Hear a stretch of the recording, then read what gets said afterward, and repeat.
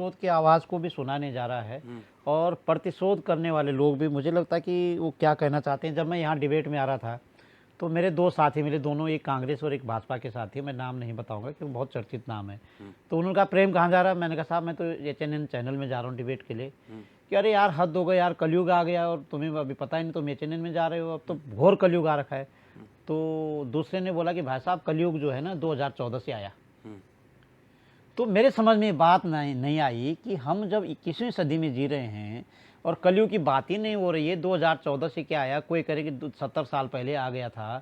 तो जो ये बेतुकी और कोई तर्क नहीं है, कुतर्क की जो बातें आ रही है, इससे कहीं ना कहीं हमारे विकास में अवरोध आ रहा है। हमें बात करनी चाहिए कि क्या सांसदों के गांव में जब सब कुछ था तो क्यों नहीं आवाज आई उस गांव से और उस वहां के प्रतिनिधियों से जो दूसरे नंबर पे रहे प्रतिनिधि। ये बड़ा सवाल है। और अगर आवाज आ रही है तो क्यों नहीं आ रही कबीर के जैसे आवाज, क्योंकि कबीर को तो उस जमाने की जो सत्ता थी वो कबीर को स्वीकार नहीं करते थे, लेकिन वहां के राजा को मानना पड़ा कि मैं कबीर को सुनना चाहता हूं एक बार। भले उसकी झोपड़ी फूंक दी गई है, लेकिन उसने कहा नहीं मैं भी सुनाना चाहता हूं, वो अपनी बात पे अडिग रहा है। तो मुझे लगता है कि आज राजनीति करने वाले लोगों में कबीर भी बनना पड़ेगा और गांव की जब बात आएगी राजनीतिक सुचिता भी दिखानी पड़ेगी। राजनीतिक सुचिता भी दिखानी पड़ेगी। चलिए आपकी बात से, सारी चीजें सीखनी आपकी बात से पड़ेगी। मैं प्रभावित होकर 15 सेकंड सैनी जी मैं आपको और देता हूं, फिर शाली जी आप मत बोलिएगा।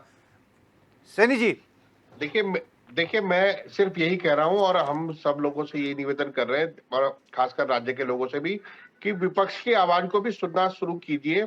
एक तरफा एक अंधी लहर में चलना, अंधभक्ति में चलना वास्तव में राज्य और देश के लिए घातक साबित हो रहा है।